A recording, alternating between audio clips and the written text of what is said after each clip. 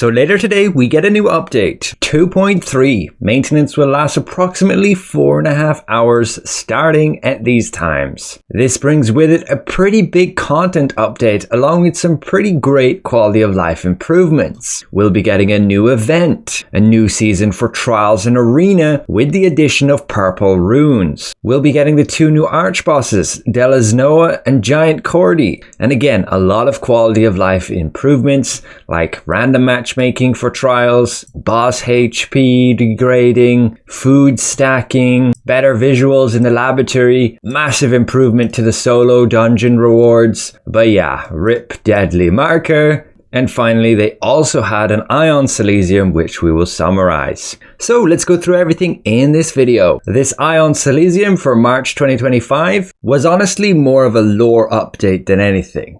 Both on Noah, Giant Cordy, the new arch boss, and then a bit on the new upcoming event. But all you really need to know about is this. Next Castle Siege, April 6th. First battle against Noah, March 29th. First battle against Giant Cordy, April 2nd. And then we'll be getting this new skin as per our shop update tomorrow. They didn't do much to change it for a male character, but you can remove the decoration. Same for the female character. And we're also getting these new Allure weapon skins. You can see for each of the weapons here. Book, wand, and spear. It doesn't seem we'll be getting this new outfit, which some of you may have hoped to obtain. The Starbloom Festival event we already went over, but it's basically a bunch of races you do. One for the dash morph, one for the swim morph, and then also one for the glide morph. And you can basically earn rewards, the coins, which you can then spend to get currencies in the event shop. And then for the new season, Dimensional Trials and Arena, again, with that new season, we get purple runes. We'll ultimately get a 2-star dungeon and a 3-star dungeon every week, and that will alternate, as you can see here. And you can spend your dungeon currency to get the chests within those, and ultimately get to tier 4 and 5 on the 3-star dungeon and start earning purple runes. And for Arena, it's a new season. You can get a victory every day, spend those currencies and get bonus rewards. Along with when the season ends, you will get these like nebula chests along with loyalty coins. And there's a new morph, the Phantom Grim Chaser, this fire themed horse. And then the new arch bosses, we currently have the timer on the milestone ticking down, but ultimately we'll get to fight Noah the first time, March 29, so this weekend. And the following week on Wednesday, we can fight Giant Cordy. And that, of course, brings the new arch boss weapons. So Giant Cordy's Warblade, Noah Edge of Eternal Frost, Noah's Permafrost Razors, Giant Cordy Crossbow, Noah's Longbow, Noah's Staff, Giant Cordy Wand, and the Noah's Spear. But yeah, I'm sure they'll have some crazy prices on the auction house. They made the adjustment to field bosses so that their HP will diminish after 20 minutes down to 10%, so they'll be much easier to kill if you're, say, focusing on just PvP. And with the unlock of archboss fights, their respective fragments will now also be obtainable through Amatoy expeditions and fishing. And you should also be able to farm them in certain locations, like with the Snowflower, you should be able to get it when doing some certain event. It doesn't display here in game, and there should also be a way to farm the Cordy branches, but again also doesn't display here. But then for the general updates, they've anonymized names at the beginning of arena matchmaking, but you will be able to see them at the end results. In the Twisted Laboratory, you will now get a number like above their head so you can more clearly see how many orbs they have. That's a great addition. And your potions and food items should stack to a higher limit rather than just being like 99, I believe. And they did try make another adaptation to tab targeting to make it a little bit more logical based on proximity and direction from your character. But then your solo dungeons, they drastically improved the rewards, adding purple runes. No longer does it have an equipment chest, you will get tier 2 tokens instead, and tier 5 will have a chance of dropping nebula accessories. They adjusted the HP for tier 1 and 2, so it's much easier, along with adding a lifesteal ability that you can choose from tier 1 to 4, and then just some adjustments to Umbracan.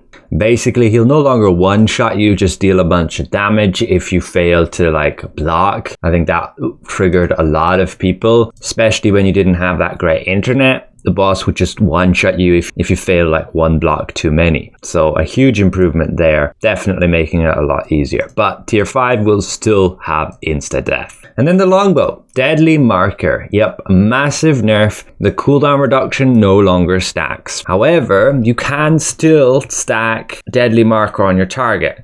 Like you can see here, we can have 2 deadly markers. But that is only going to be for the critical hit effect. The actual cooldown will only be benefited from 1 deadly marker. So there's not much point having multiple. The best way to take advantage of it would be to just stagger them. When you see the deadly marker falls off, you have the other longbow user cast theirs. Or you use your blitz still with deadly marker and you just don't cast it until 1 disappears. And because the cooldown's like 29 seconds, if you have a bunch of cooldown reduction, that could be like 20 seconds. And then you can probably just stagger 2 of them. And 1 person could do that with like blitz. But they did, to compensate, buff significantly the damage against PvE enemies. The Zephyr's knock, decisive sniping, brutal arrow, and strafing.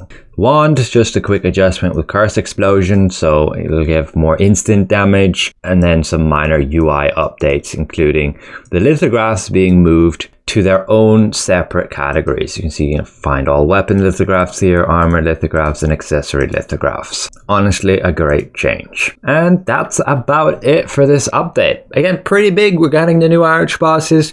We're getting the new season of Trials and Arena, which brings purple runes. Starbloom Festival, you can have a bunch of fun in. And then Ion Silesium. Just a bit of announcement with these things.